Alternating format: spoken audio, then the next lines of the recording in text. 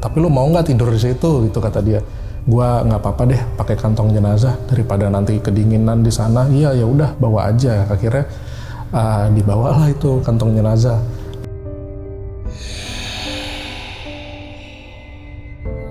Hampir 8 jaman kejebak di jalan yang sama, dan beberapa teman itu udah mulai yang kok nggak nyampe-nyampe sih, gue nggak mau mati di sini nih.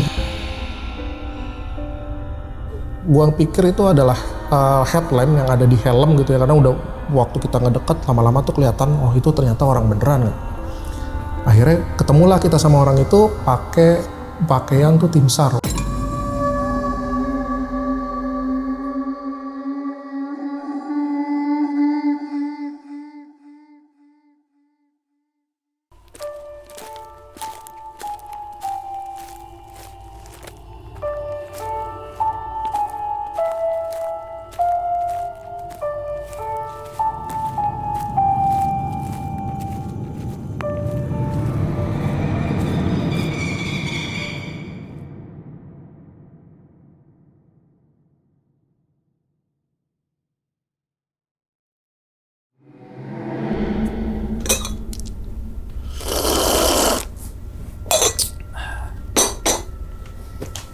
Assalamualaikum warahmatullahi wabarakatuh. Kembali lagi bersama gue Sumar Adiwijaya atau biasa dipanggil Umang dalam segmen Ngopi Horor. Ya teman-teman semua, pada video kali ini atau pada kesempatan kali ini lagi gue tidak akan membawakan sebuah cerita dan namun menghadirkan narasumber yang tentunya mempunyai pengalaman mistis ataupun pengalaman yang horor nih. Nah, di samping gue nih udah ada Bang Soyib. Waduh. Abang, gimana kabarnya Bang? Sehat alhamdulillah. Sehat ya? Sehat alhamdulillah. Salam untuk teman-teman dan juga keluarga di rumah nih. Halo, Abang nih, salam gitu semuanya. Kan, Oke. Terima kasih udah ngundang aku ke sini. Sama-sama lu Bang gitu kan. Nah, sebelum Bang Soid ini menceritakan pengalamannya ke teman-teman semua, kami ngucapin terima kasih banyak nih Bang. Udah meluangkan waktunya gitu kan datang ke sini. Sama-sama Bang Umar. Dari Depok ya Bang ya? Betul. Yang semoga aja nih teman-teman semua di balik pengalamannya Bang Soid ini, teman-teman semua nih bisa diambil pelajarannya dan juga bisa diambil sisi baiknya gitu kan. Amin, ya? amin. Nah, ngomongin masalah pengalaman nih Bang, katanya Abang ini punya pengalaman saat naik Gunung Salak, bener ya? Betul. Dan bisa dibilang nyasar sampai 8 jam. Iya. Dan yang anehnya lagi, temannya itu bawa kantong jenazah tuh.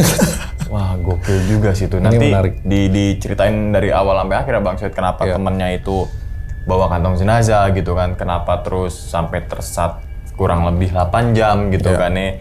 Dan naik Gunung Salak via mana Bang? Waktu itu naik Gunung Salak itu gua dan temen-temen lewat jalur Cimelati. Jadi ada 3 jalur tuh yang gua tahu ya, ada Cimelati, Cidahu, sama Pasirengit. Nah, Pasirengit ini yang jalurnya itu paling ekstrim, tapi cepet banget sampai. Nah, karena banyak pemula di rombongan gua, jadi gua lebih milih yang paling mendingan lah jalurnya. Cimelati. Gitu. Oke. Ini gue penasaran sih tentang ceritanya Bang Soyid ini. Mungkin teman-teman Ngopi Horor juga ada penasaran gitu kan. Oke, dan tanpa berlama-lama lagi kita langsung masuk aja ke dalam ceritanya. Ngopi Horor segera dimulai. Diminum dulu Bang, silakan Abang kopinya. Mari. Bang.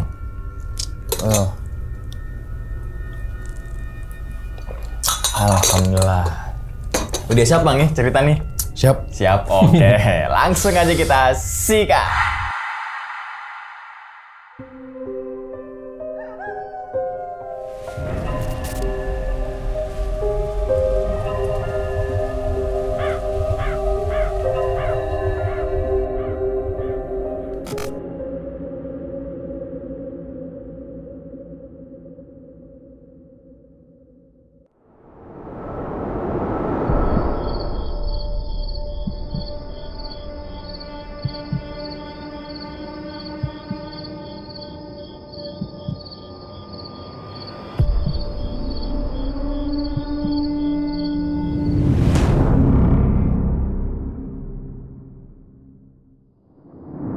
Jadi kejadian ini itu kalau nggak salah gue ingat ya antara di tahun 2010 atau 2011 gitu.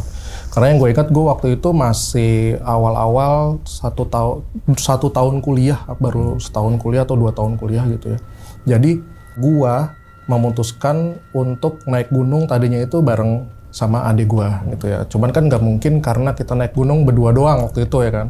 Nah, notabene di sini adik gue emang termasuk salah satu orang yang cukup bisa dibilang sering naik gunung gitu, karena dia juga aktif waktu di sekolahnya itu ikut kegiatan wall climbing, jadi yang berdekatan dengan alam naik gunung gitu, dia tuh memang cukup aktif. Begitu juga gua udah sekitar waktu itu sebelum naik Gunung Salak udah sekitar 3 kali lah gua naik gunung, jadi memutuskan untuk nyoba yang paling dekat rumah itu karena masih di kawasan Jawa Barat gitu ya, gue coba naik Gunung Salak waktu itu. Nah karena cuma berdua, akhirnya adik gue itu inisiatif untuk ngajak beberapa teman gitu, salah satunya itu teman main gua di sekitaran rumah tuh ada yang ikut, itu 1 orang, dan sisanya karena waktu itu ada 11 orang jumlah orang yang naik, jadi waktu itu masih ada 9 orang lagi kan, kita butuh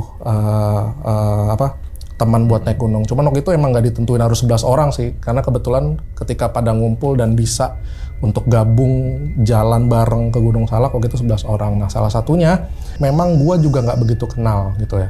Nah orang ini tuh bisa dibilang kenapa adik gua pengen ngajak dia, karena menurut dia orang ini tuh udah cukup berpengalaman lah naik gunung. Jadi kita butuh 1 orang yang paling enggak tahu keadaan gunungnya gitu ya, cara kita mengantisipasi nanti kalau kejadian apa-apa di gunung itu harus kayak gimana gitu kan. Akhirnya adik gue memutuskan ngajak dia, kita sebut aja namanya Cengir ya orang ini gitu. Nah perawakannya itu si Cengir ini tuh kayak anak gunung lah bisa dibilang gitu ya, yang kulitnya rada gelap gitu ya karena sering kejemur matahari, terus rambutnya itu gondrong gimbal, dan itu dia perokok berat. Jadi gue tuh kalau selama naik gunung di perjalanan di Gunung Salak, ini orang tuh ngerokok mulu sepanjang jalan gitu ya. Tapi menurut gue nggak apa-apa lah, biar rame waktu itu.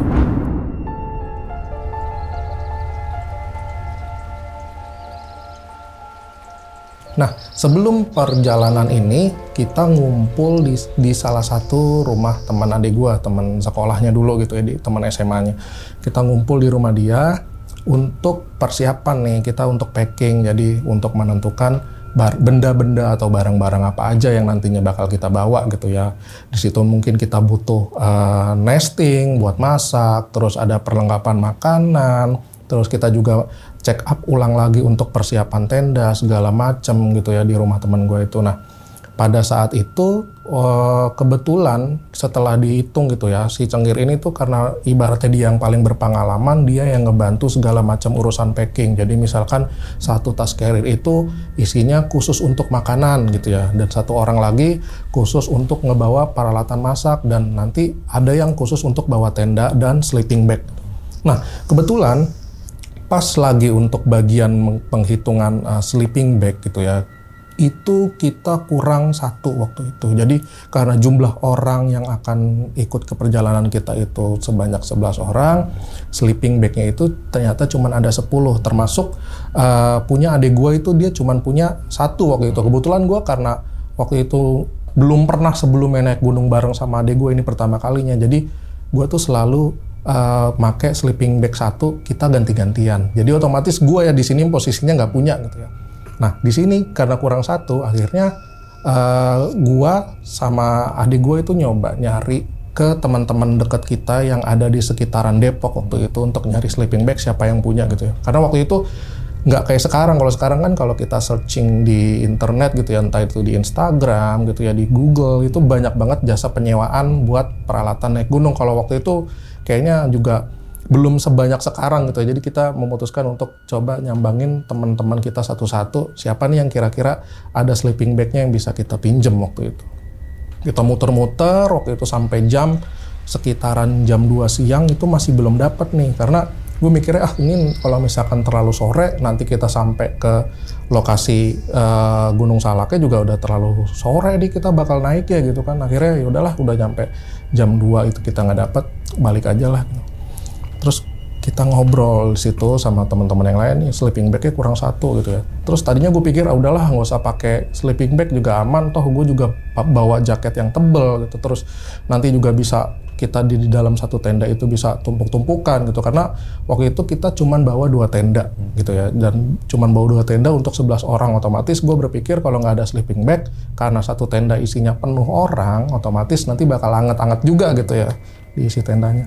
Nah terus si Cengir inisiatif, ya udah gini aja, kalau misalkan nggak ada sleeping bag, gua ada satu nih, cuman lu mau nggak makainya, kata dia gitu. Nah kebetulan si Cengir ini berinisiatif gitu ya untuk minjemin yang tadinya gue pikir sleeping bag gitu ya. Ya udahlah, kenapa lu nggak bilang dari tadi ada? Iya tapi ini bukan sleeping bag, kata si Cengir. Jadi dia itu salah satu keluarganya, entah gue lupa atau itu bokapnya gitu ya, bapaknya itu, dia tuh kerjanya tuh kayak tim SAR gitu loh. Makanya si anaknya ini demen banget naik gunung. Gitu. Di rumah gue kebetulan ada kantong jenazah gitu, kata dia begitu. Nggak apa-apa, itu belum pernah dipakai kok, masih disegel, masih diplastikin, dan itu anget, gue udah pernah coba, itu lebih anget daripada sleeping bag. Tapi lu mau nggak tidur di situ gitu, kata dia. Ya udahlah, daripada nggak ada bang gitu kan, daripada nggak ada bang, gue nggak apa-apa deh pakai kantong jenazah daripada nanti kedinginan di sana. Iya ya udah, bawa aja. Akhirnya dibawalah itu kantong jenazah. Ya gue mikirnya ya ini sesuatu yang baru juga ya, gue naik gunung terus tidur di dalam kantong jenazah, itu sesuatu yang mungkin nggak banyak orang melakukan itu, ya ngapain juga gitu. Lebih milih gue pokoknya nyari tempat penyewaan supaya bisa dapat sleeping bag, karena di tahun itu memang belum segampang sekarang ya akses buat nyari benda peralatan untuk naik gunung tuh. Ya udah akhirnya kita semua barang itu udah di packing segala macam gitu ya, kita bawa tas carrier masing-masing yang udah diisi peralatan-peralatan kita untuk naik gunung. Berangkatlah kita waktu itu karena akses perjalanan dan transportasi itu masih terbatas banget ya, nggak kayak sekarang banyak pilihan gitu. Jadi kita memutuskan naik bis waktu itu.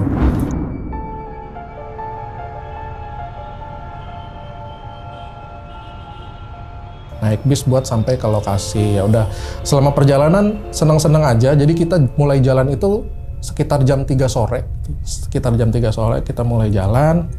Kita berangkat happy aja sebetulnya, nggak ada yang gimana, semua cerita ya palingan karena jalanan waktu itu macet banget gitu ya, macet, otomatis nyampe di pos pendaftaran untuk naik gunungnya itu kita nyampe waktu itu udah terlalu sore, bisa dibilang itu sekitar jam 5-an lah, jam 5 lewat mendekati setengah 6 sore waktu itu. Nah karena kita ngurus administrasi dulu segala macem gitu ya, terus ngejar waktu mau maghrib juga, terus akhirnya gue berpikir gimana kalau jalannya nunggu habis maghrib aja deh sekalian gitu, karena kayaknya kurang sopan gitu lo ketika azan maghrib berkumandang lo masih melakukan kegiatan, apalagi ini naik ke gunung gitu ya yang nggak main-main, ini kan bukan sesuatu yang lo pergi ke tempat biasa gitu. Di situ akhirnya kita nunggu azan maghrib dulu.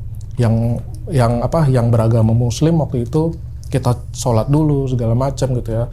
Nah setelah itu barulah kita berangkat untuk melakukan perjalanan lewat Cipelati waktu itu. Semuanya memang terlihat masih happy aja, karena notabene cuman gua, adik gua dan si Cengir ini yang tadi kita sebut ini. Nah si Cengir ini tuh gue manggilnya Bang ya, karena kenapa dia tuh jarak usianya lumayan jauh dari gue gitu, bisa dibilang antara 4 atau 5 tahun di atas gue lah gitu. Jadi gue pikir supaya gue sopan, gue panggil dia Bang aja deh gitu, biar terkesan lebih menghormati, karena dia juga lebih berpengalaman dibandingkan gue dan adik gue dan teman-teman adik gue dan teman gue juga yang memang notabene belum pernah naik gunung waktu itu. Nah kenapa kita milih jalur Cimelati? Jadi setahu gue waktu itu naik Gunung Salak itu paling nggak ada 3 jalur gitu ya. Ada lewat Cimelati, Cidahu, atau satu lagi tuh Pasir Rengit. Nah Pasir Rengit ini jalur yang bisa dibilang paling ekstrim, tapi dia bisa lebih dikatakan lebih cepat sampai untuk ke puncak. Nah karena notabene kita bawa teman-teman yang belum punya pengalaman sebelumnya untuk naik gunung, jadi kita pilih jalur yang paling aman aja waktu itu. Cimelati kita naik, lewatin hutan pinus, cuman waktu itu masih karena keadaannya udah mulai gelap malam, jadi kita nggak sempat ngeliatin keindahan hutan pinus dan aroma sejuk dari pepohonan gitu ya, karena waktu itu kita berangkat jalan ternyata udah mulai gerimis tuh. Udah mulai hujan gitu ya, karena memang terkenal Gunung Salak juga kawasan yang lembab, jadi curah hujannya di sana intensitasnya lumayan tinggi dan jalurnya itu selalu basah dan licin gitu ya. Ya udah kita naik nih, jalur pertama kita menuju ke pos 1 itu masih aman-aman aja. Lalu permasalahannya adalah karena jalurnya ini lumayan ekstrim gitu ya. Jadi menurutku walau ini bukan jalur pasir rengit yang memang banyak pendaki lain bilang itu jalur yang ekstrim, tapi ternyata di Gunung Salak itu seramah-ramahnya jalur itu menurutku juga ekstrim-ekstrim juga karena banyak lumpur, banyak batu-batuan yang licin. Jadi kalau kita salah mijak itu bisa berakibat kita kepleset, jatuh, dan lumayan curam jalurnya di sana.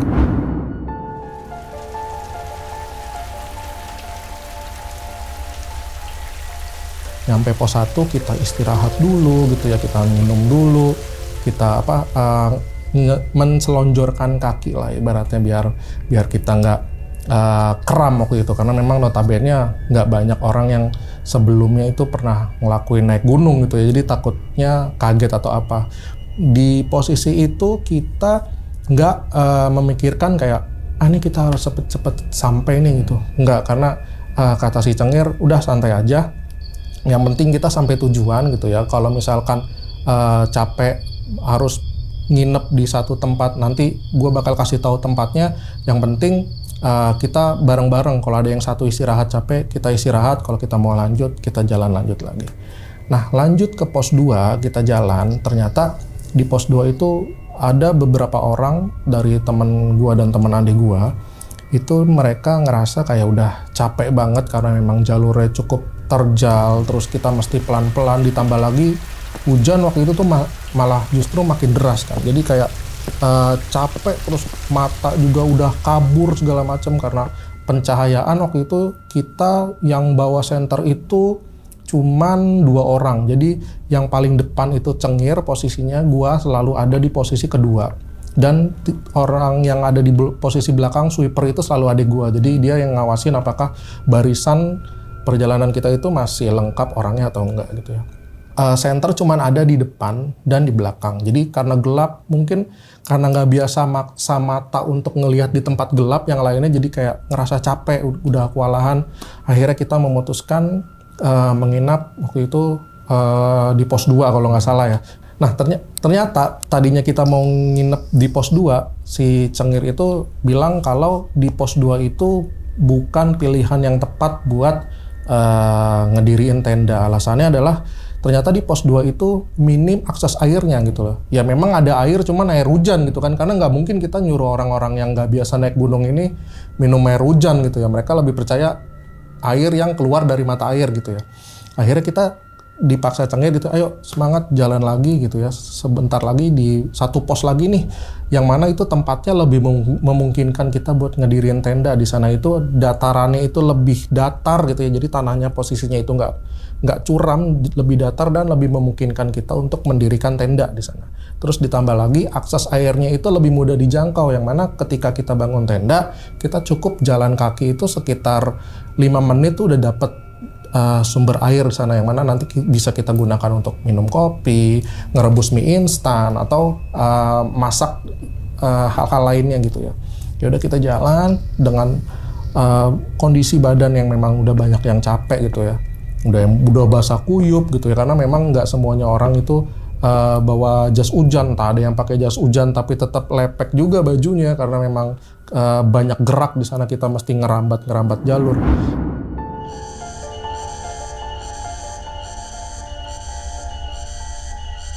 Akhirnya sampai di pos 3, kita ngediriin tenda. Posisi tendanya itu kita berhadapan. Jadi kalau tadi gue bilang kita cuman bawa 2 tenda, tendanya itu adalah kita pasang saling berhadapan, dan di tengahnya itu kita kasih playset, jadi kita bisa duduk bareng-bareng di depan tenda sambil ngobrol, walaupun cuaca itu nggak cukup deras hujannya, jadi kealangan lah, jadi kita nggak basah. Udahlah, kondisi masih gerimis, kita ngediriin tenda. Jadi waktu itu kita bagi tugas gitu ya. Ada yang ngediriin tenda, ada yang masak, terus ada juga yang bikin api unggun nih buat ngangetin badan gitu. Nah kebetulan kita nyampe di pos 3 itu udah jam 2 pagi gitu ya. Udah cukup malam lah, karena kondisinya waktu itu memang udah pada capek banget. Mau nggak mau kita ya udahlah istirahat dulu, kita nggak perlu ngoyo, toh kita masih punya banyak waktu untuk ngelanjutin perjalanan di besok harinya. Akhirnya karena kita bagi tugas waktu itu, gua kalau nggak salah aku dan adekku itu punya tugas buat ngebikin api unggun.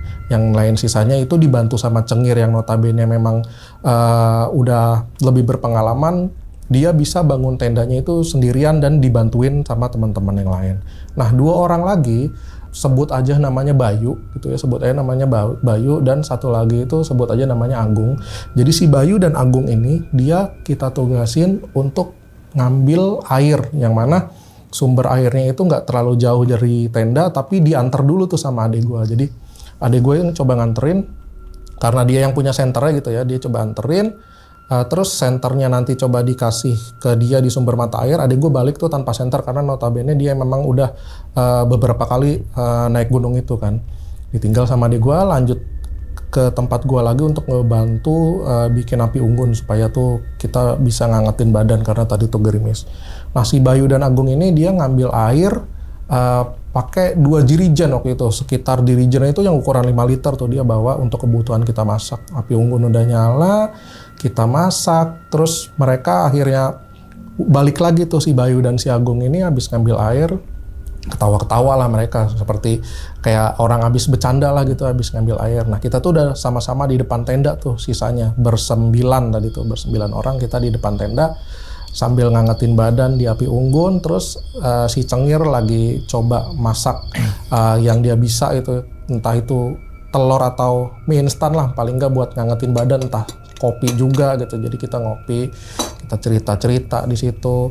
Kayak cuman makan waktu tuh kalau nggak salah 1,5 jam gitu ya. Terus karena memang kita udah capek, Cengir bilang, yuk kita istirahat dulu karena besok kita bakal ngelanjutin perjalanan. Tapi santai aja, nggak usah bangun-bangun terlalu pagi. Lu bangun jam berapapun, kita habis itu rapiin tenda lagi, kita lanjut jalan lagi gitu kata dia. Ya udah, kita masuk tenda, kita istirahat gitu ya. Dan waktu itu nggak ada obrolan lagi tuh karena memang capek notabene gitu.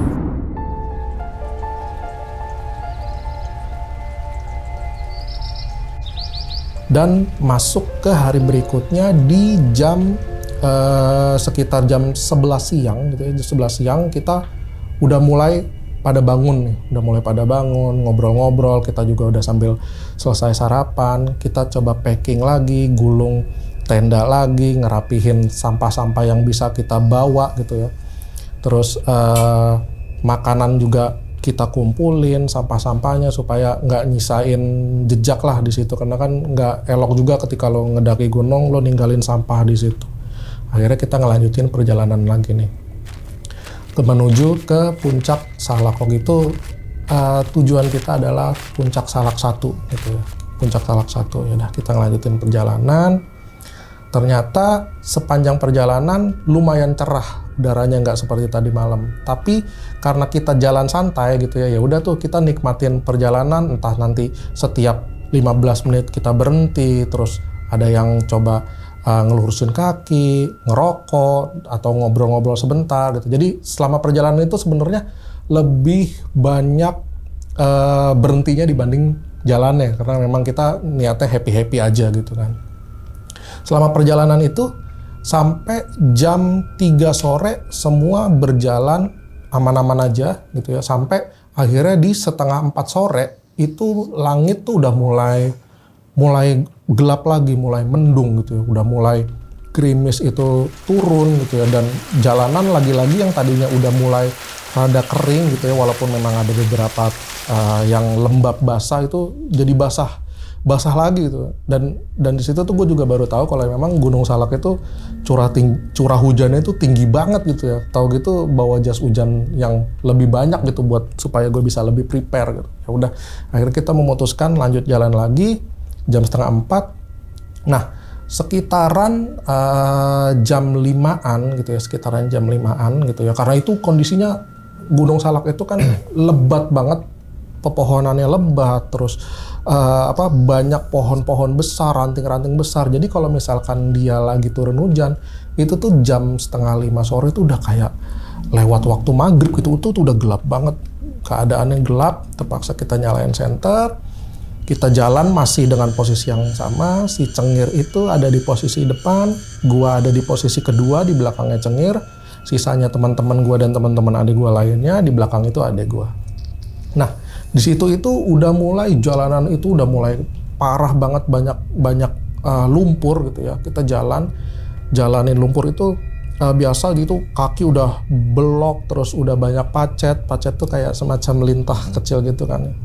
Mau nggak mau kita mesti ngelewatin salah satu lumpur itu tuh. Jadi kita nggak ada pilihan nih, karena kalau terlalu ke kiri itu jurang, tapi kalau terlalu kanan itu ada batu-batuan yang memang nggak bisa kita injek gitu. Dia posisinya berdiri gitu. Jadi mau nggak mau kita loncatin atau masuk jalanin di lumpur aja, kadang nggak ada pilihan lagi. Ya udah satu-satu tuh orang ada yang loncatin lumpur gitu, ada yang coba jalan. Nah si Cengir itu lebih milih udahlah jalan aja di lumpur gitu, jalan di lumpur, karena gue posisinya setelah dia ngelihat aman-aman aja dia nginjak lumpurnya. Memang lumpurnya waktu itu seukuran sebetis, jadi sebetis, tapi lumayan bikin jalan susah karena berat kan ketika di lumpur. Nah, ketika masuk ke orang kelima atau keenam gitu ya, itu posisinya diisi sama si Bayu. Bayu ini adalah orang yang tadi aku ceritain ditugaskan untuk ngambil air di mata air. Nah, begitu dia nyoba jalan di lumpur gitu ya, dia memilih untuk tetap jalan di lumpur, gak meloncatinnya, jadi dia jalan. Ternyata dia tuh kayak semacam kesedot gitu loh. Jadi kayak orang kalau misalkan lu tahu mas, orang kena lumpur hidup gitu ya, nah dia tuh perlahan-lahan tenggelam gitu ya. Ini menurut gua salah satu hal yang mulai gua rasa nggak masuk akal, karena si Cengir tadi yang jalannya posisinya paling depan dan gua itu memilih untuk nggak loncatin lumpur, karena gua bawa tas tuh kan berat banget. Kalau gua loncat, gua takut pas lagi mijak itu kepleset gitu ya. Jadi gua milih udahlah terabas aja lumpurnya, itu aman-aman aja, gue nggak tenggelam. Nah, tapi ketika si Bayu ini jalan lewatin lumpur, dia tuh kayak stuck gitu loh. Jadi perlahan-lahan tuh kayak kakinya itu awalnya sebetis, itu lama-lama dia tenggelam. Lama-lama tenggelam, dan itu lumayan intensitasnya itu lumayan cepet loh dia tenggelamnya gitu. Nah, yang lain tuh pada bingung. Orang yang setelah dia itu otomatis kan nggak bisa lewat ya karena ketutupan dia. Mereka juga bingung, akhirnya mereka manggil beberapa orang yang memang udah ngelewatin lumpur itu untuk tunggu dulu nih, tunggu si Bayu nih lagi kejebak gitu. Itu lama-lama cepet, tapi pas udah mulai sampai ukuran dada, itu tuh berhenti gitu. Tapi dia ngerasa kayak ini tuh bakalan terus tenggelam kalau misalkan nggak ada yang nolong gitu. Jadi kita ngumpulin ranting-ranting gitu ya, yang bisa kita buat ngelempar ke si Bayu supaya kita tarik gitu ya. Karena beberapa orang di situ mikirnya, wah nih tiba-tiba kok jadi lumpurnya nyedot, karena nggak ada yang berani juga buat langsung terjun gitu ya buat nolongin dia supaya cepat keangkat gitu. Karena memang tadi pas gua sama Cengir dan beberapa teman yang lain itu ngelewatin aman-aman aja gitu ya, cuman karena takut nanti semua pada kesedot di lumpur, akhirnya kita coba ngelempar ranting gitu ya buat narik. Dan syukur alhamdulillahnya waktu itu si Bayu ini bisa keluar dia dari lumpur gitu ya. Semuanya juga akhirnya memilih untuk ngelempar carrier-nya. Jadi carrier-nya itu pada dicopot, dilemparin. Jadi mereka tuh nggak ada yang kayak tadi gua nyoba jalan di lumpur ngelewatin pakai kaki begitu aja, tapi mereka lebih milih untuk wah udah deh kalau kayak gini daripada gua masuk ke lumpur nggak bisa keluar, ya udah deh gua loncatin aja. Di carrier-nya pada dicopot, ngelempar carrier-nya, terus si orang ini tuh juga pada satu-satu tuh ngeloncatin gitu. Nah, tapi si Cengir tuh ngerasa kayak ini tuh nggak masuk akal gitu. Toh tadi gua lewat fine-fine aja gitu ya. Dia coba nginjek lumpurnya lagi, ternyata bener nggak kenapa-napa. Jadi waktu dia nginjekin kakinya di lumpur tuh ukurannya memang cuman sebetis dia gitu loh. Dan nggak yang nyedot yang seperti Bayu alamin tadi. Itu masih menurut gua salah satu hal yang nggak masuk akal sih. Jadi kayak seharusnya kalau memang itu lumpur hidup, ya orang pertama yang bakal kesedot adalah gua dan Cengir, atau ketika Cengir balik lagi untuk nyoba itu memastikan lumpur hidup atau enggak, dia bakal ngalamin hal yang sama seperti yang dialamin sama Bayu.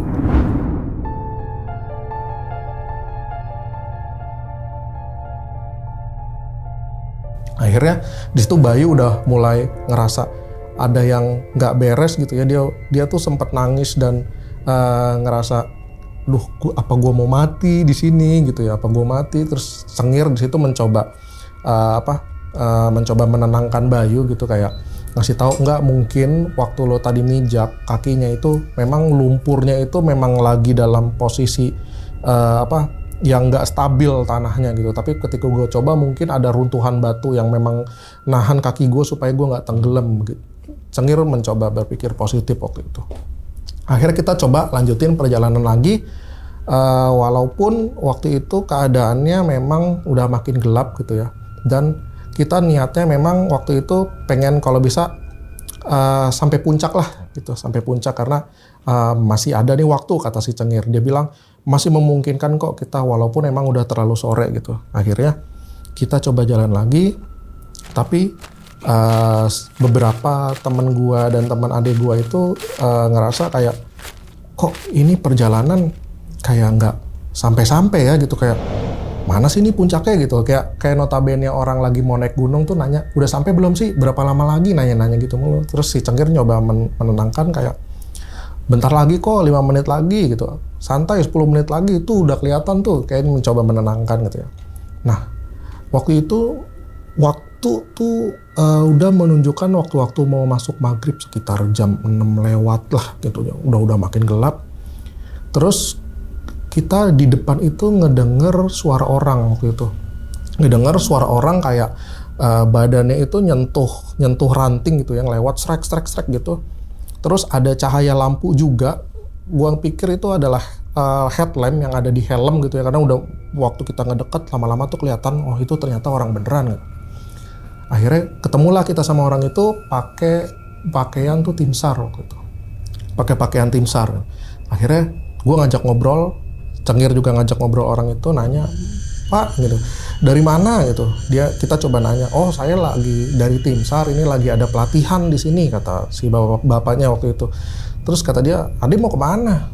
Mau ke Salak 1 Pak. Terus kata si orang yang pakai baju tim SAR ini, Salak 1, ini mah Salak 2 kata dia. Lah kok tiba-tiba kita ada di Salak 2? Terus si Cengir coba gue tanya, Bang, kan kita mau ke Salak 1, kenapa kita jadi ke Salak 2? Enggak kok, gue bener kok, ini jalannya bener. Bang ini Salak 1 kan? Enggak, ini Salak 2 kok, ini kita lagi pelatihan gitu. Terus orang yang pakai baju tim SAR ini bilang, ya udah gini aja nih, ini kan udah kesorean, saya juga mau balik nih sama tim-tim yang ada di depan situ. Mendingan balik aja gitu, kata si bapak yang pakai baju tim. Balik aja mas, lagian udah kesorean, gak bakal sampai puncak juga gitu. Mana ada orang puncak sore-sore gitu kan.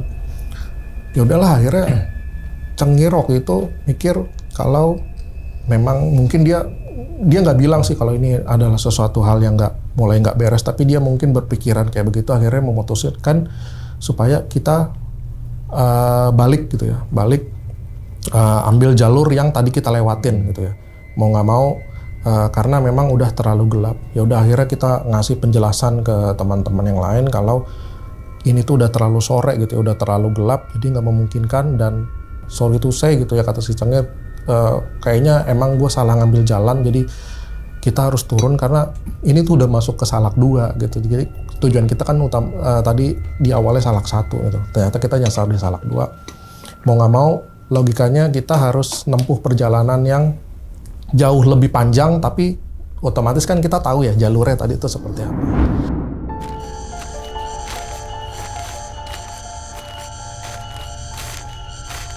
Udah kita coba balik lagi, jalan lagi. Waktu itu sekitar jam 6:30 lah kita udah mulai jalan turun. Disinilah permasalahannya itu mulai muncul sebetulnya. Di sini permasalahannya mulai muncul, yang mana ternyata setiap kita ngelewatin pertigaan jalan itu gue coba gambarkan ya. Jadi pertigaan jalan itu ada jalur yang kanan, ada jalur yang kiri. Nah, di tengah-tengahnya itu ada pohon pisang kipas. Pisang kipas itu gede banget, bagus banget gitu. Kalau lu pernah lihat mas gitu ya, megah gitu ya. Itu Cengir karena posisinya paling depan, dia mutusin untuk lewat kanan waktu itu. Karena gue pikir, kan dia yang paling depan. Mungkin gue tadi lupa, tapi dia inget gitu ya. Ambillah jalur kanan kita. Ambil jalur kanan, posisi jalannya itu kan turun ya, jadi itu kita turun terus. Itu kita udah masuk 4 jam lah, kalau gua hitung ya sekitar 4 jam kok masih gini-gini aja gitu ya. Terus gak lama adik gua karena dia tim sweeper paling belakang, dia lari tuh ke depan. Lari ke depan, dia bilang berhenti. Dia lari ke depan dari belakang. Terus dia bilang, ini gue pengen ngomong sama lu berdua gitu, sama gue sama Cengir ya. Karena gue yang ada di urutan di belakang Cengir jalan. Lu pada nyantai dulu deh ke teman-teman gue, si adik gue bilang kayak begitu. Lu nyantai dulu, gue mau ngobrol dulu sebentar sama abang gue masih Cengir. Adik gue bilang kalau nggak tahu ya, tapi gue ngerasa, kata adik gue, kita selalu ngelewatin jalan yang sama gitu. Tapi gue nggak percaya. Gitu. Gue pikir emang jalurnya emang tadi jauh kali gitu, makanya kita belum nemu tempat kita ngecamp pas malam pertama sebelumnya gitu. Si Cengir pun juga nggak bilang kita salah jalur gitu, dia masih positive thinking karena memang ya notabene kalau lo lagi naik gunung lo jangan berpikir yang macam-macam, atau ketika lo berpikir hal buruk itu bakal beneran kejadian sama lo. Cengir waktu itu masih coba berpikir positif gitu ya. Terus kita akhirnya coba ngatur barisan lagi, kita coba jalan lagi. Tapi di situ Cengir bilang sama adik gua, kalau memang kita selalu ngelewatin jalan yang sama, lu ngelihat patok yang sama. Kata adik gua, iya, gua selalu ngelihat patok yang sama. Kalau gitu coba lu tandain. Lu ada semacam, gua lupa dia nandain itu pakai tali atau apa gitu ya. Tapi Cengir minta adik gua untuk nandain di mana dia selalu ngelihat patok yang sama waktu itu. Akhirnya ditandain lah sama adik gua, tapi teman-teman gua yang lain nggak ada yang tahu selain gua sama Cengir. Ya udah, kita lanjutin perjalanan, turun lagi kita, dan lagi-lagi ketemu pertigaan yang ada pohon kipasnya. Gue nggak tahu teman-teman gue yang lain itu ngeh atau enggak, tapi gue selalu ngeh karena itu pohonnya bagus. Kalau gue lihat tuh, wah ini bagus banget ya pohonnya, pisang kipas gitu ya. Selama ini gue cuma ngelihat di pekarangan rumah orang kaya yang rumahnya gede gitu ya, dan itu lebih gede lagi gitu kipasnya. Nah kalau yang tadi Cengir itu lewat kanan, gue coba bilang ke si Cengir, bang kayaknya lewat kiri deh coba. Kan dari tadi udah 4 kali kita lewat sini tuh selalu lewat kanan gitu. Coba lewat kiri deh banget. Akhirnya lewat kiri. Si Cengir lewat kiri. Ternyata masih nemuin patok yang sama. Itu waktu itu kalau gue hitung-hitung hampir 8 jaman kejebak di jalan yang sama, dan beberapa teman itu udah mulai yang ngeh dan kayak udah mulai, gue nggak nyampe sih, gue nggak mau mati di sini nih gitu loh. Kita nih nyasar ya, atau nih kayaknya kita muter-muter deh gitu. Tapi jalannya tuh kita ngerasa turun terus gitu ya. Kalau memang muter kan pasti nanti kita ada yang nanjaknya, ada belokannya, terus nanti turun lagi. Ini enggak, kita bener-bener tuh ngerasa kaki kita tuh selalu ngelangkah tuh secara menurun gitu ya. Karena gue tuh ngerasa banget dengkul itu tuh udah kerasa banget tuh karena nahan ya, posisi turun tuh dengkul dan ujung kaki itu udah pegel banget karena nahan gravitasi yang jalurnya tuh lumayan turun.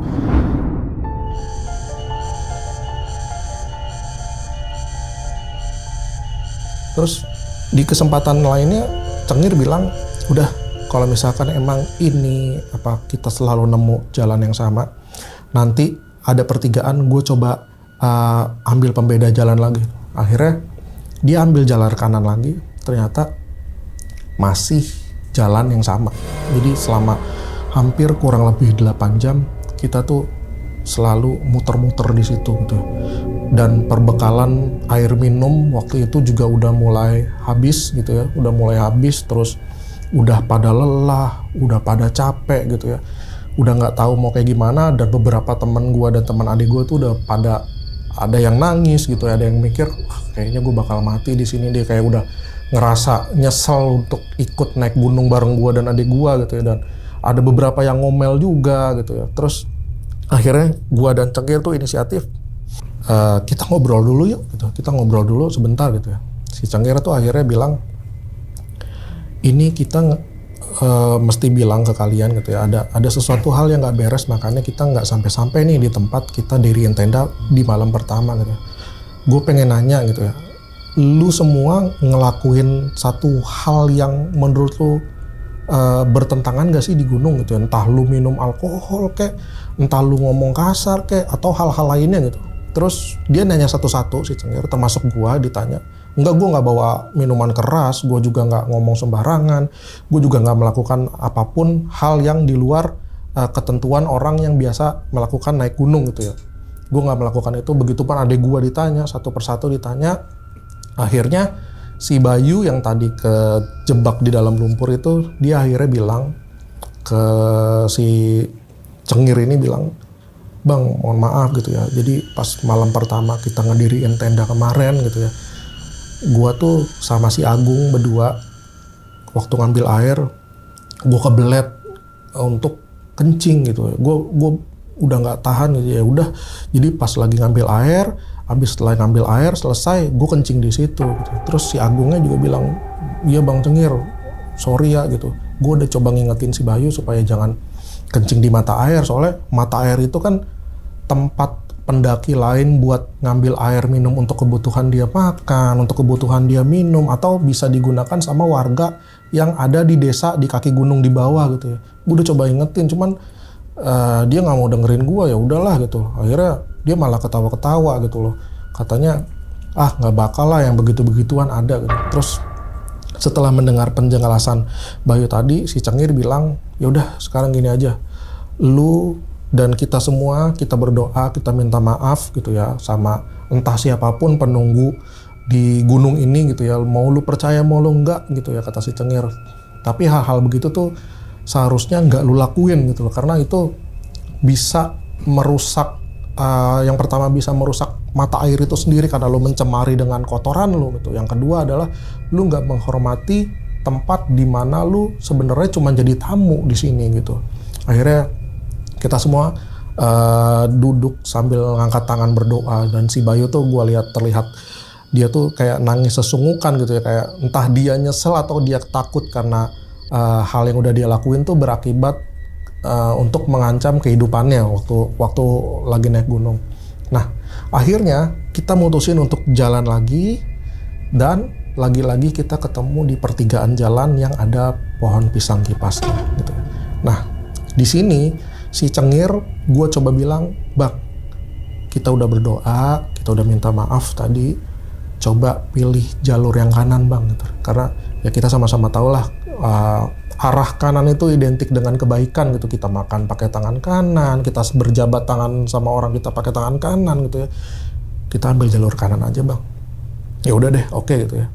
Kita ambil jalur kanan, kita jalan, dan itu juga lumayan makan waktu juga. Dari pertigaan jalan itu sekitar kita mesti nempuh waktu sekitar 2 jam, 3 jam perjalanan lagi. Jadi waktu kita nyampe akhirnya di tempat kita ngecamp di malam pertama, itu tuh udah sekitar jam setengah 4. Jadi hampir-hampir subuh ya, jam setengah 4.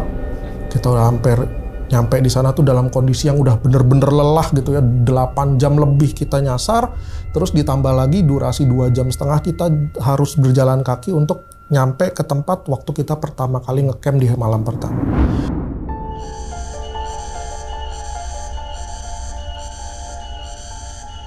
Akhirnya di situ Cengir bilang, "Lu semua pada duduk dulu istirahat, biar gua yang bangun tenda gitu ya. Dan biar gua kali ini yang masak, tapi lu semua nanti yang rapihin masakannya, sisa-sisa makanan." Dia akhirnya si Cengir ini bangun tenda sendiri gitu. Tendanya itu kita bangun lagi seperti biasa, berhadap-hadapan gitu ya. Berhadap-hadapan, terus karena udah mungkin si Cengir juga ngerasa capek gitu ya. Jadi kita nggak sempat bangun playset yang untuk menghubungkan atap antar tenda kita, karena kita mikirnya kita juga udah nggak punya waktu buat ngobrol. Jadi udahlah, kita mungkin habis makan, kita langsung masuk tenda masing-masing, kita istirahat, tidur supaya besok bisa langsung pulang gitu. Akhirnya kita makan gitu ya, kita makan. Si Cengir juga ikut bantu masakin gitu ya. Yang lain juga ikut bantu apa yang bisa dibantu, kayak ngebantuin gue sama adik gue untuk bikin api unggun lagi, karena memang waktu itu cuacanya masih gerimis gitu ya. Kita coba ngangetin badan. Kita udah selesai makan satu persatu, akhirnya kita udah mulai masuk tenda nih. Karena memang untuk ngobrol lagi kita udah nggak punya tenaga, dan itu juga udah nunjukin waktu makin mendekati subuh. Waktu itu hampir jam 4 lewat gitu ya. Kita udah capek banget. Akhirnya kita masuk tenda. Waktu itu posisinya gua di tenda itu 5 orang. Di seberang tenda gua itu di tenda gua itu ada 6 orang. Di posisi depan tenda gua itu ada 5 orang. Jadi kita umpel-umpelan. Dan ya seperti malam sebelumnya gua terpaksa lagi-lagi tidur di dalam kantong jenazah yang karena gua nggak bawa sleeping bag itu gitu ya. Ya emang beneran anget sih ini. Gue juga baru tahu tidur di kantong jenazah itu beneran anget. Jadi kalau lo naik gunung nggak bawa sleeping bag, lo bisa pakai kantong jenazah gitu. Nah, kalau udah pada capek, si Cengir ini juga udah mulai tidur. Dan waktu gua masuk tenda gitu ya, masih ada 2 orang di luar yang dia bakal tidur di tenda seberang. Ini teman sekolahnya adik gua dulu, teman SMA-nya. Tidurnya tuh di seberang tenda gitu ya. Dia masih ngobrol nih.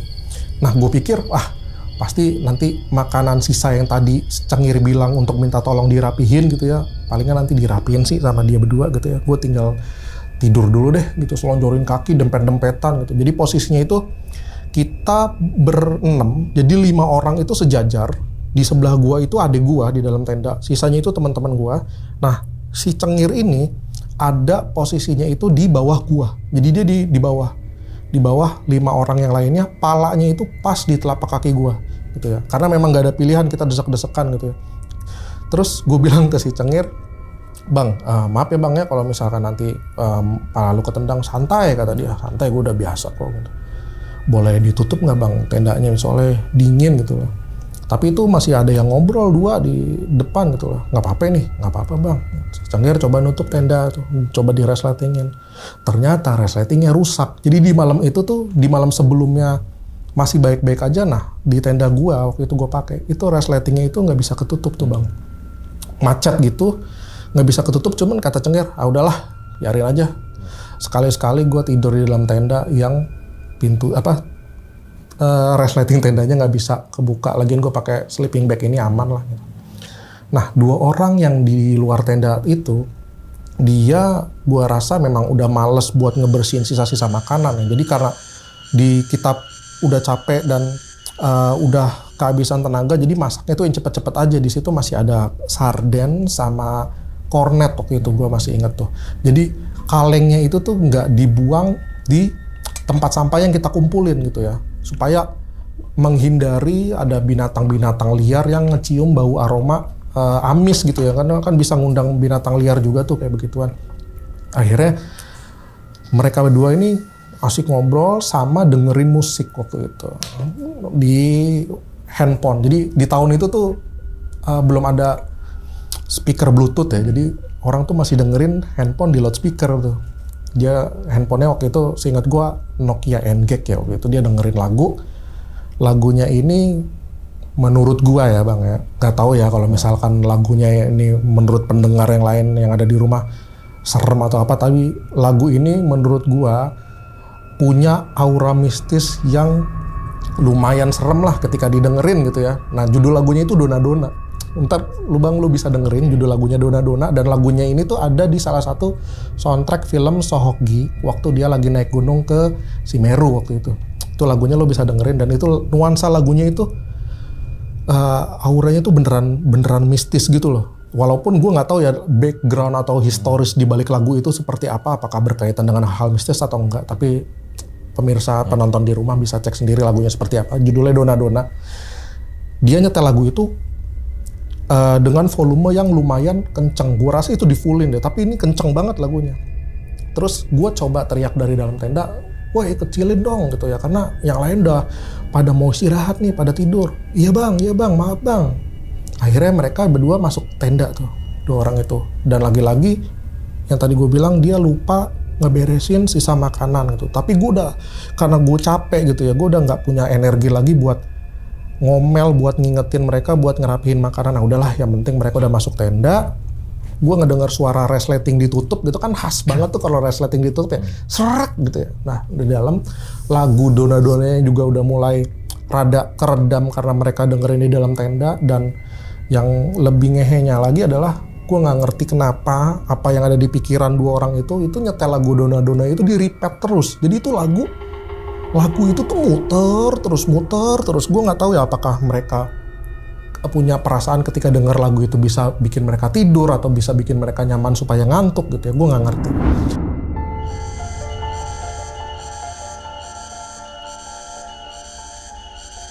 Akhirnya gue tiduran di dalam tenda, dempet-dempetan gitu ya, terus gue coba nengok kanan kiri, nengok kiri, gue posisi gue tuh paling pojok di sebelah kanan tenda gitu ya.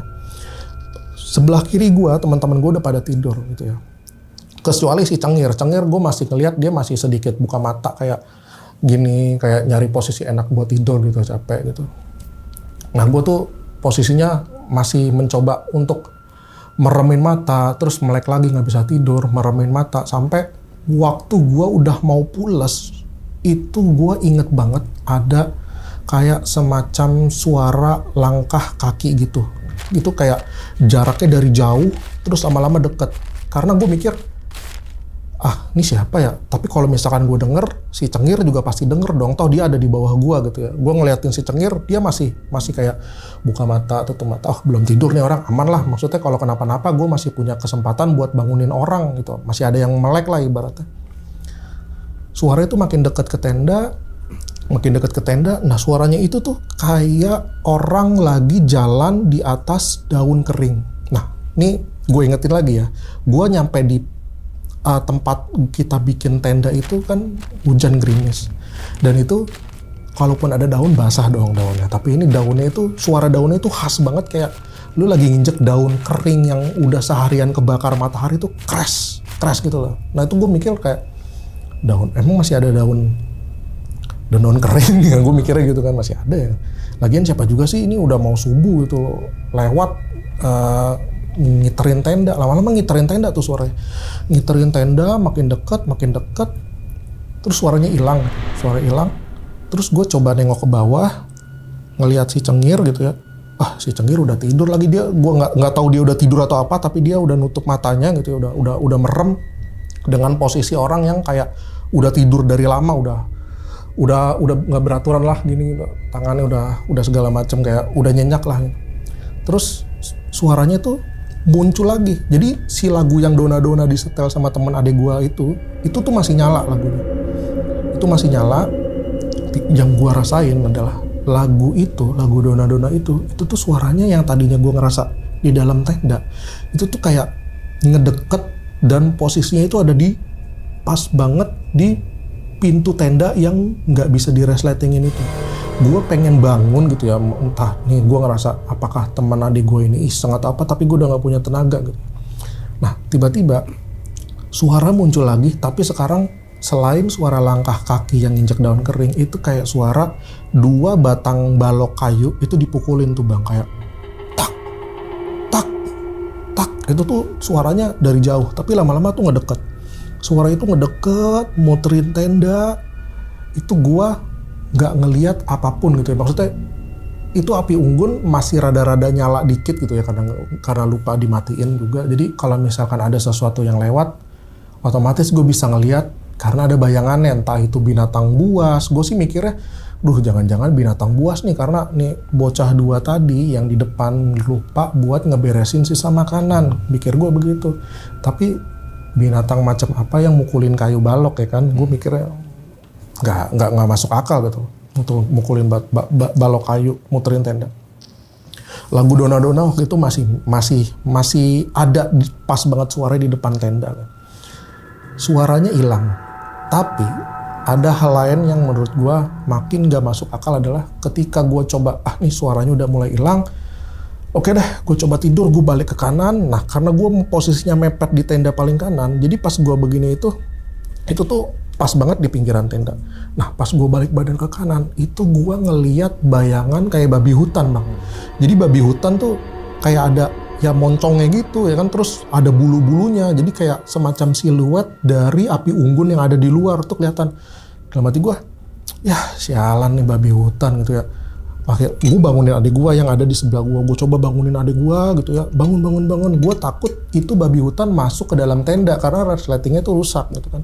Gue cobain bangunin teman adik gue, cuman gak ada pilihan lain. Gue coba bangunin Cengir yang ada posisinya kepalanya itu pas di kaki gue, karena gue panik gitu ya, takut nih binatang buas masuk terus entah dia nyeruduk kita atau ngegigit kita. Akhirnya gue paksa sebelumnya gue minta maaf nih Bang Cengir kalau misalkan lu nonton video ini ya, pala lu sempat gue tendang soalnya supaya lu bangun gitu ya, karena posisinya ada di kaki gue tendangin gitu ya, nggak bangun juga gitu ya. Adik gue sampai gue tepok-tepok pipinya gitu ya, sebelahnya juga nggak ada yang bangun. Terus gue coba ngeliat balik badan lagi untuk mastiin babi hutan atau bukan. Ternyata Bang, itu babi hutan jongkok Bang. Bayangannya itu jelas banget, babi hutannya itu posisi jongkok kayak orang jongkok begini nih Bang, tangannya begini. Jongkok. Terus gue mikir, emang babi bisa jongkok ya? Gitu ya, jalannya aja lurus gitu loh, nggak bisa belok-belok. Wah, ini apaan ya? Nah, yang lebih ngaconya lagi Bang, pas lagi dia begini bayangannya itu yang gue lihat. Itu Bang, dari kukunya. Gue nggak tahu, kayaknya kalau penggambarannya itu kalau lo nonton film-film horor itu kukunya Bang kelihatan makin manjang gini, set, terus nekuk ke bawah, set, di bayangan tuh jelas banget nekuk ke bawah. Gue waktu itu panik, gue pokoknya mikirnya itu babi hutan aja, walaupun gue masih bingung kenapa babi hutan bisa jongkok gitu ya, jongkok itu posisinya kayak manusia gitu, dan itu kukunya makin panjang. Gue panik, terus gue coba kain dari tenda ini gue dorong-dorong gini Bang, set, maksudnya ngusir, hus gitu ya, maksudnya biar dia pergi ya Bang. Dan tiba-tiba Bang, itu kayak ada yang nonjok-nonjok dari luar Bang, jadi serat tendanya itu nonjok-nonjok, terus akhirnya kan yang gue rasain terakhir kali adalah itu kena muka gue, jadi itu kena muka gue. Nah pas momen itu gue nggak inget apa-apa lagi tuh. Besoknya sekitar jam 10 atau setengah 11 siang, gue udah bangun di tenda itu cuman tinggal gue sendirian. Yang lainnya udah nggak ada. Gue coba bangun gitu ya, keluar tenda. Ternyata di tenda depan gue udah digulung. Terus yang lain tuh lagi pada makan, ada yang lagi packing barang. Jadi kita siap-siap pulang waktu itu. Terus karena gue mungkin karena gue terakhir yang belum bangun gitu ya. Jadi yang lain itu ngerasa nggak enak untuk ngebangunin gue, jadi sambil nunggu gue bangun sendiri kali ya, jadi tendanya tuh belum dirapiin. Nah gue tuh masih inget posisi terakhir tuh ngelihat hal yang tadi gue ceritain gitu ya, terus gue coba datengin Cengir yang lagi ngerokok gitu ya, lagi nyantai dia tuh lagi ngerokok.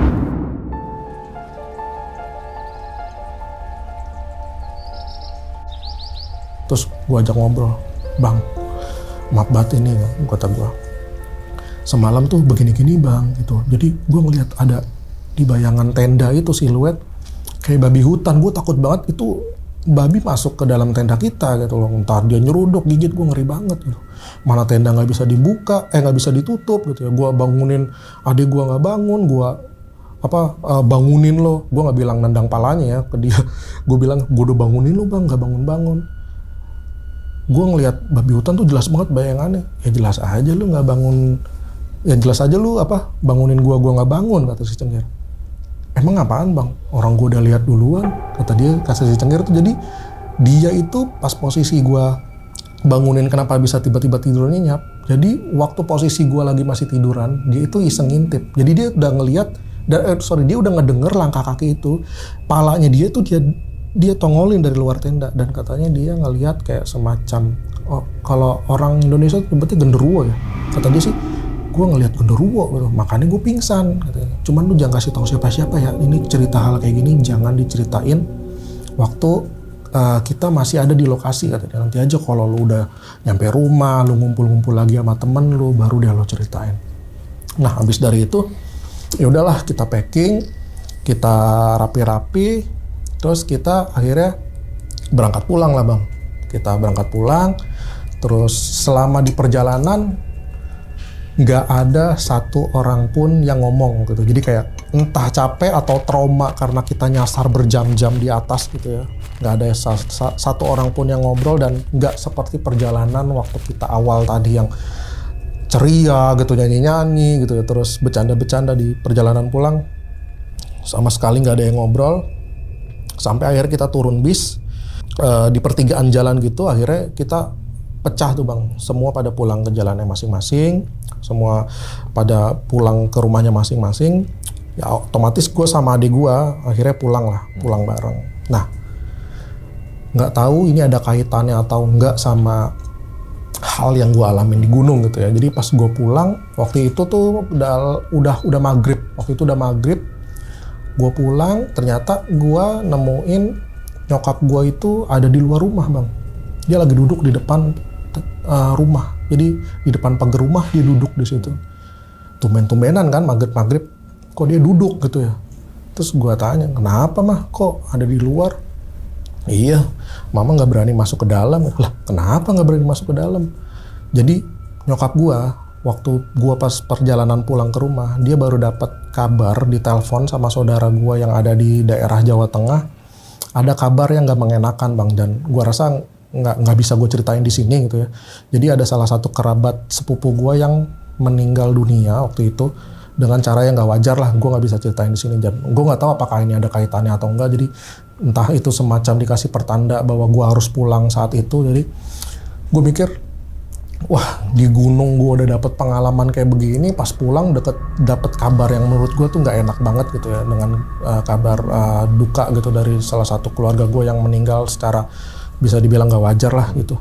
Udah akhirnya kita pulang, masuk ke rumah masing-masing gitu ya. Kita udah sampai akhirnya begitu kita ketemu lagi sama teman-teman gue yang sempat naik gunung itu, ya hal ini tuh baru gue ceritain akhirnya sama mereka. Tapi semenjak gue pulang naik gunung itu sampai sekarang gue belum pernah ketemu lagi tuh sama Cengir. Kangen juga sih bang gue sama lu. Kalau lu dimanapun lu berada, terima kasih sudah membimbing kami dan akhirnya bisa sampai selamat sampai rumah. Mungkin dari gua itu aja yang bisa disampaikan bang, cerita gua tentang pendakian gua di Gunung Salak untuk yang pertama kali, dan gua maaf banget nih nggak mau balik lagi ke sana. Makasih ya, makasih. Okay. Udah cukup kayaknya, udah itu pengalaman pertama dan udah dah, mendingan gua naik gunung yang lain. Oke. Diminum dulu silakan. Terima kasih bang. Oke. Jadi itu ya teman-teman semua nih pengalaman dari Bang Thoyib. Bang Thoyib. Bang, siapa gue jadi lupa? Thoyib ya tuh. Karena nggak pulang-pulang ya? Iya, karena nggak pulang. Saking nyimaknya gue. Oke, nah ini kan emang kan banyak juga bang para pendaki yang bilang kalau Gunung Salak A, B, C, D, E apalah gitu kan ya. Nah tapi yang gue respect banget sih yang masalah ini bang. Kadang pendaki itu misalkan nggak punya alat, dia tetap maksain muncak. Ya kan, misalkan dia kurang nesting, dia maksa tuh muncak. Dia kurang kompor, dia maksa muncak. Tapi di tahun itu abang kekurangan sleeping bag. Satu. Tetap jadi ada penggantinya, tapi kantong jenazah. Iya. Gue respect banget sih. Nggak ada yang ada deh dibawa. Yang penting gue anget. Iya kan? Iya, betul. Ketimbang nggak bawa, lain cerita tuh kalau nggak bawa tuh ya kan? Entah bisa hipotermia, kedinginan gitu. Ya kalau zaman itu emang ada mungkin penyewaan, tapi aksesnya terbatas gitu loh. Nggak semudah sekarang. Kalau sekarang kan enak. Nah kalau mau naik gunung terus nggak punya perlengkapan dan alat sewa ada dan mudah diakses, terus pendaki itu tetap nggak bawa, itu udah kebangetan. Iya, parah sih. Gitu kan ya. Oke.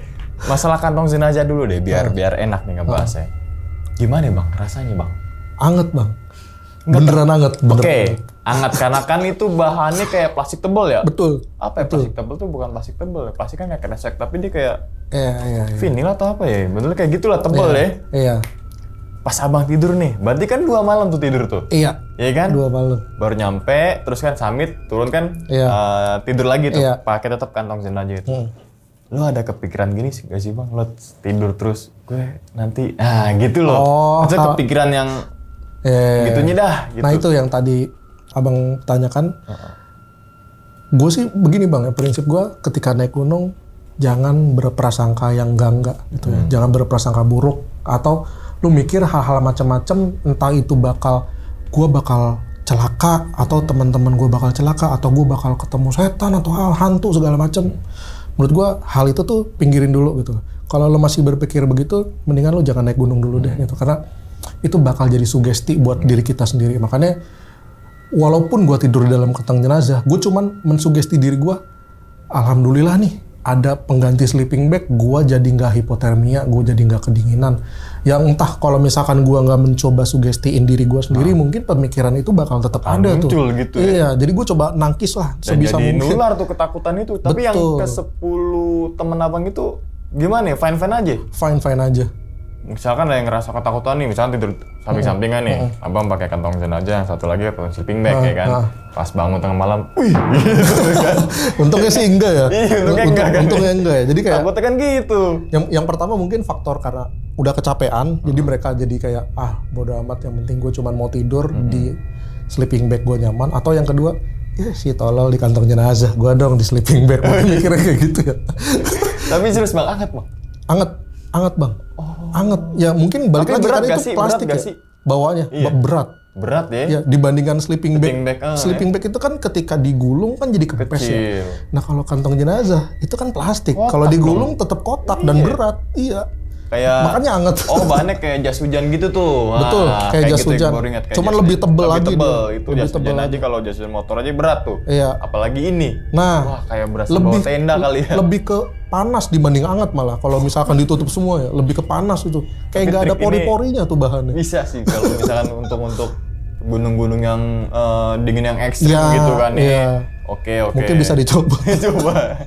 Kalau dalam keadaan terdesak. Betul, gitu. tapi lebih aman bawa jangan. Sleeping bag beneran, Ya, lebih aman. sekarang kan ada aluminium foil, emergency blanket gitu kan, nah, bisa beralih ke arah situ gitu banyak kan. opsi lah kalau banyak sekarang. opsi gitu kan.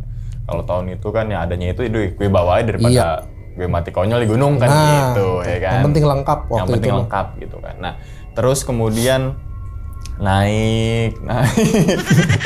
Emang naik kan gitu, naik pos 3 bermalam itu ada sumber mata air dan ada satu anggota kelompoknya yang ternyata kencing di situ nih, gitu kan nih. Nah, gue sih paling kritis banget. Ini kan jadi pengalaman nih bang, pembelajaran gitu kan, teman-teman semua gitu kan. Bahwasanya kalau ada sumber mata air jangan dikotorin gitu kan. Apalagi kayak, mohon maaf, dikencingin. Terus yang lebih tolol lagi di Gunung Gede ada berak di mata air kan itu kan. Ya itu ngaco banget sih. Masalahnya sumber mata air itu bukan pendaki doang yang mengkonsumsi, hewan, ya kan. Terus kemudian air itu kita nggak tahu ternyata sumber mata air yang di bawah kaki gunung tuh berapa ratus dusun. Iya betul. Digunakan untuk cuci makan dan sebagainya gitu kan nih. Kalau ratusan dusun berarti berapa puluh ribu kepala keluarga. Ya kan, kakak di situ. Kalian cemar di atas. Wah. Itu kacau sih. Itu kacau sih gitu kan. Menurut gue itu lebih fatal dibanding ketika kita ngomong kotor atau ngomong sembarangan. Karena ketika kita ngomong kotor, ngomong sembarangan, mungkin yang celaka diri kita sendiri, tapi orang lain enggak gitu. Nah, kalau lu ngencingin mata air, lu celaka, orang lain dapat kotorannya gitu loh. Jadi janganlah gitu. Mending kalau putih, kalau kuning dehidrasi tuh. Nah. Kurang minum berarti lo gitu kan. Itu dia, ketahuan.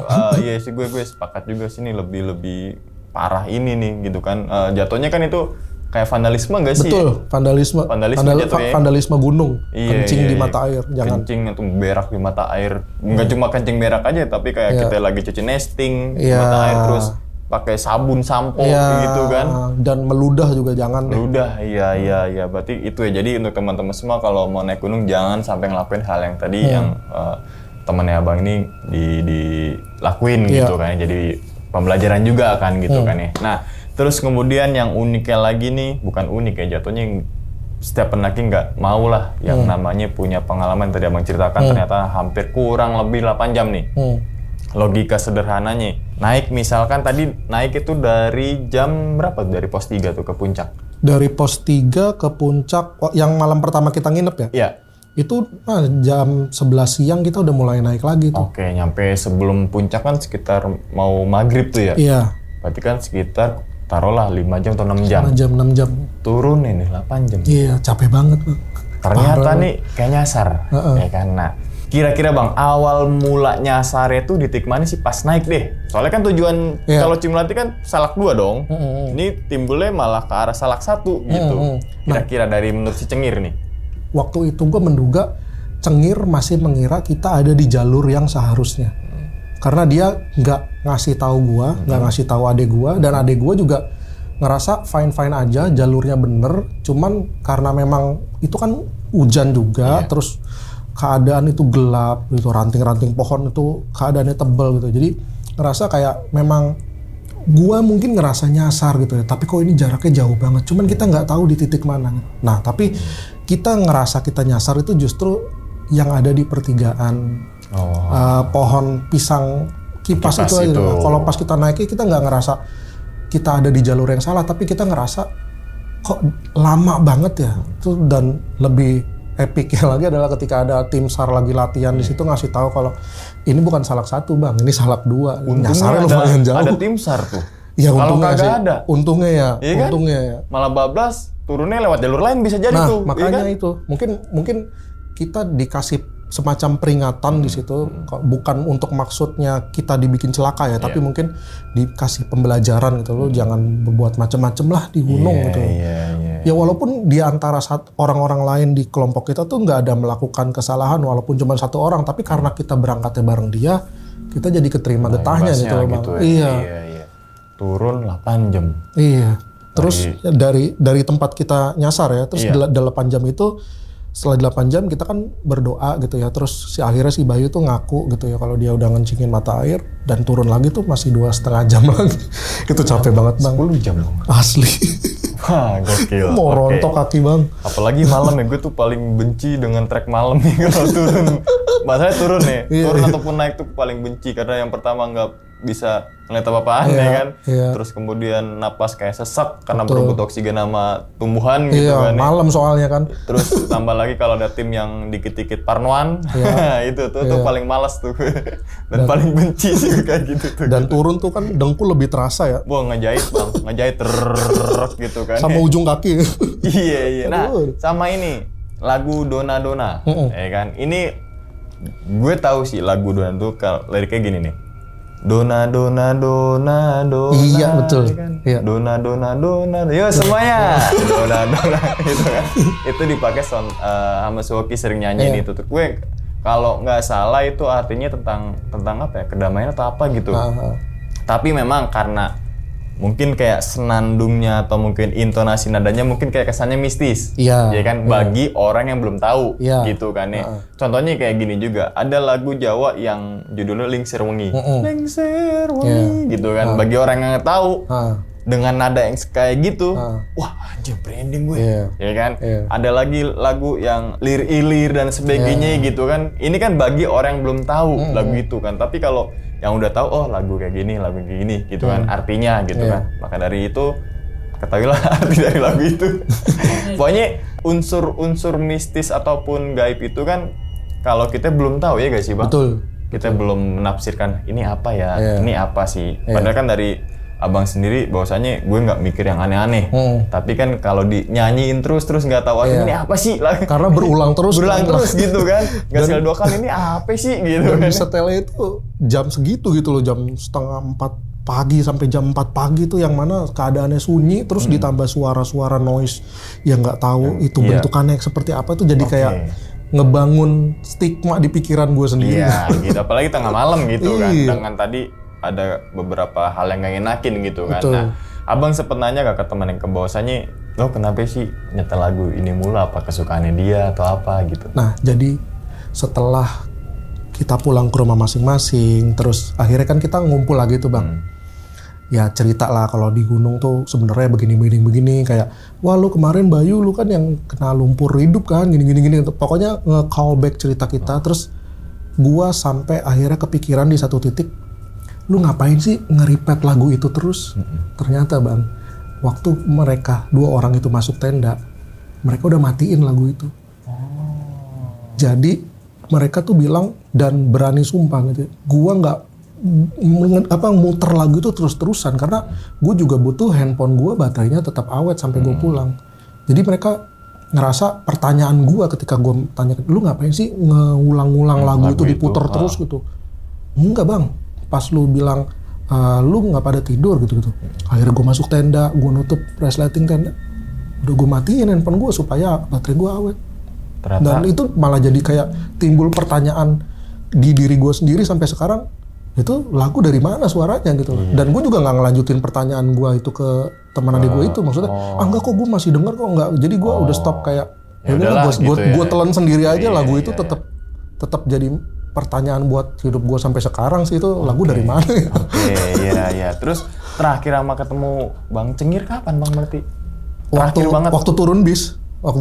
Sampai detik ini? Iya, sampai detik ini belum pernah ketemu lagi. Kalau misalkan Bang Cengir nonton nih, apa yang pengen lo sampein ke Bang Cengir? Wah, gue kangen banget sih Bang, dan terima kasih udah ngebantu anak-anak yang lain biar tetap sampai rumah dengan selamat, walaupun lu udah ngelihat hal-hal yang nggak semestinya kita lihat lebih dulu. Dan mohon maaf Bang Cengir kalau pala lu sempat gue tendang buat bangunin lu karena gue nggak punya pilihan lain. Gue takut makhluk itu tuh masuk ke dalam tenda. Gue masih mikirnya sampai sekarang itu adalah babi hutan. Gue tetap berpikir positif walaupun lu bilang itu hal yang lain ya, karena lu lihat duluan. Oke, tapi ini patut contoh juga nih leadernya Bang Cengir ini, maksudnya ketika ada suatu kendala dia masih berusaha untuk tetap tenang gitu, ya, mengorganisir teman-teman yang lain gitu. Kalau leadernya panik, ya, yang lain apalagi baru pertama kali naik gunung, wah yang sering naik gunung aja udah panik, gue gimana nih, nah, kita itu nyasar, dia. wah kita mati, wah kita apa, iya kan? Betul. Dia tapi tetap stay cool ya kan, dia tetap mikir gimana caranya, nganan, makanya kan nggak boleh ngiri,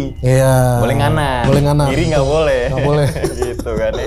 Oke, nah terus babi nih Bang, nih gue sempet kepikiran ada satu film tuh babi apa ya, lupa gue.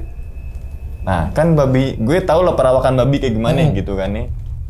Yang tadi abang bilang beloknya susah, lurus, makanya kalau kita dikejar babi belok-belok, karena dia nggak bisa belok kan. Terus dia jongkok nih, sampai kan. Nah jongkok itu dalam artian depan api unggun. Jadi tenda gua kan tenda gua itu seberang-seberangan nih Bang. Iya, dua gini ya. Iya, dua. Nah, gua tuh tidur di sini ya gua tidur. Samping layarnya, Nah, tendanya itu di sini. Api unggun di sini. Nah, makhluknya itu di sini. Oh, jadi otomatis kan seberang ini banget dong. Iya. Samping-sampingan maksudnya. Iya, samping-sampingan. Bukan tenda, api unggun baru babi itunya. Enggak, jadi tenda, babi, api unggun. Makanya dia ngasih siluet ke tenda kan kelihatan. Oke, nah biasanya kan yang kalau kita ketahui lah, orang itu kalau suara babi kayak gitulah, kayak gini nih.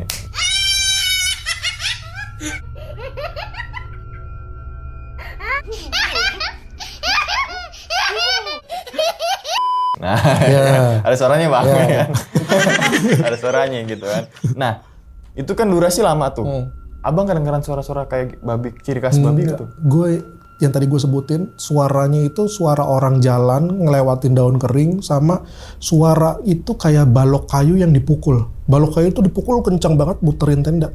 Makanya gue rada aneh, ini babi atau bukan, karena dia nggak nimbulin suara. Karena kalau misalkan dia ngelihat sisa makanan yang nggak dirapihin, otomatis kan hasrat hewannya dia tuh muncul, yang mana dia ngeluarin suara-suara, entah dia lapar, dan ini tuh dia sama sekali nggak bersuara. Gitu. Yang babi kita tahu kan dia diem aja bersuara tuh. Iya. Apalagi kalau nggak salah kalau ngendus ya biasanya. Kok gitu kan. Nah mungkin kalau misalkan dia nimbulin suara, gue bisa mendefinisikan ini makhluk apa ya. Tapi sialnya tuh dia nggak ada suara apa-apa Bang. Itu loh. Mungkin tuh babinya kita positive thinking kedinginan Bang. Pengen nimbrung di api unggun. Atau babi kedinginan atau babi bisu aku. Iya. Gini. Iya, babi introvert ya kan. Babi nunduk kan ya, sambil gini kan ya? Iya. Karena dia malu. Ibunya babi. Babi. Itu babi. Ini jokes lama banget kayak gini nih. Tapi kalau di gunung tuh jokes kayak gitu ketawa tuh. Tawa pasti. Jokes receh tuh ketawa, aku yakin tuh. Oke, nah. Terus kemudian kan ada juga ngalamin ini nih lumpur ya. Kayak kesedot lumpur gitu kan ya. Ya tadi benar juga sih logikanya, misalkan itu lumpurnya bener nyedot, seharusnya orang pertama yang lewatin dia kesedot juga. Iya. Ya kan? Orang kedua, ketiga, keempat dan seterusnya. Tapi ini yang si Bayu doang ya. Iya, itu dia. Mungkin nggak tahu ya, mungkin ini prediksi gue aja ya. Mungkin Jaya. Mungkin itu salah satu bentuk teguran dari ya entah yang punya kawasan situ, karena dia udah ngencingin mata air gitu. Jadi cuman dia nih yang jadi sasarannya yang diganggu secara fisik gitu ya, dibikin tenggelam di lumpur hidup itu, walaupun memang nggak bener-bener tenggelam ya, cuman sedada, dan sempat kita tolong. Dan ketika kita lewatin, berat banget Bang. Dan posisinya tuh dia lagi bawa tas carrier soalnya pas lagi tenggelam. Orang aja berat apalagi pas tadi dia tenggelam segini ya? Iya, sedada. Pasti tarik jebret, berarti 10 orang tuh bantu naikin tuh? Bantuin semua Bang, bantuin semua. Alhasil keluar dari lumpur? Ada yang dari depan, ada yang dari belakang kan yang dari belakang itu udah ketawa ya Mel. Udah keluarin keluar dong, langsung abang ini Kak, mantap mancing mania gitu. Langsung digendong gini, temen abang gini ya gitu. Jadi ikan deh. Jadi ikan gitu kan. Gue kebayang sih kerendam jalan kan segitu ya, segini aja itu susah buat. Susah. Kayak makanya ada teknik tersendiri kan kalau kita ngelewatin ke lumpur hidup gitu kan ya. Dan itu yang bikin susah karena ada orang di belakangnya Bayu yang belum sempat ngelewatin. Jadi bingung tuh Bang bantuin, ada yang dari belakang, ada yang dari depan. Mungkin kalau dari depan semua kita bisa gandengan tangan gitu, semua narik gitu ya. Ini kan Kalau kita turun, kepecah dua nih. Kalau turun ke lumpur itu lama semuanya Iya, ya kan? mikirnya kan gitu ya, Iya. takutnya pada tenggelam. Tapi setelah Bayu naik, si Cengir nyoba masuk ke lumpur, lah itu cuma sebetis lagi gitu. Kalau ke sebelah saya itu ketenggelam, siapa yang nyelamatin? Tim SAR yang Babi gitu. Ini biar cair aja suasananya Bang ya kan. Oke. Tim SAR yang di atas gitu kan ya. Oke. Nah, yang dilihat Cengir nih Bang. Malam itu berarti apa sih Bang? Menurut pengakuan si Cengir atau mungkin menurut tadi penglihatan si Cengir? karena waktu selesai kejadian malam itu gua satu-satunya orang yang masih ada di dalam tenda gitu ya, yang bangun paling terakhir. Dan gue tuh begitu bangun kan masih kepikiran tuh yang semalam itu apa gitu. Makanya gue nyamperin Cengir, langsung ngajak ngobrol dia. Gue ngasih tahu kejadian yang gue alamin semalam kayak apa. Gue bilang, maaf Bang, lu udah gue bangunin tapi lu nggak bangun-bangun. Terus dia bilang, iyalah jelas aja lu bangunin gue nggak bangun, orang gue udah ngeliat duluan. Tadi gitu. Lu ngeliat apaan? Dia bilang tuh semacam genderuwo. Dia bilang kayak makhluk tuh yang rambutnya panjang, terus berbulu, matanya merah, ada taringnya segala macam lah. Dia menggambarkannya seperti itu gitu ya.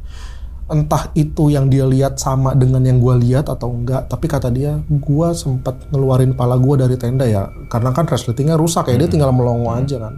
Habis itu dia ngerasa bener-bener black out, tiba-tiba pingsan gitu. Makanya gue bangunin, dia nggak bangun, ternyata emang udah ngeliat duluan dia. Udah ngeliat, pingsan. Iya. Udah ketolong tuh tidur sampai pagi. Iya, gue yang masih bangun nih Bang. Iya. Yang kena. Oke. Tapi dibalik itu semua tadi tuh banyak banget pembelajaran itu Bang. Yang pertama tadi yang kita nggak punya peralatan ada tapi diada-adain, tapi kan tetap hangat juga gitu kan. Terus kemudian sosok leadership ini gitu kan, leader ini nih yang dimana walaupun dalam situasi yang genting, dalam situasi yang panik apalagi nyasar, tapi si Cengir ini masih mampu untuk mengorganisir 10 temannya gitu kan ya. Terus kemudian juga masalah yang air juga tuh, dimana air adalah sumber kehidupannya dikencingin. Nah, kan itu siapa dia yang jadi marah masalah. gitu kan, gitu aja. Terus kemudian masalah apa lagi tadi tuh, naik turun, dan satu lagi Bang, kan ketika di rumah tuh Bang, maksudnya yang meninggal secara tragis atau apa tadi? Tragis ya. Tragis maksudnya unsur gaib atau gimana?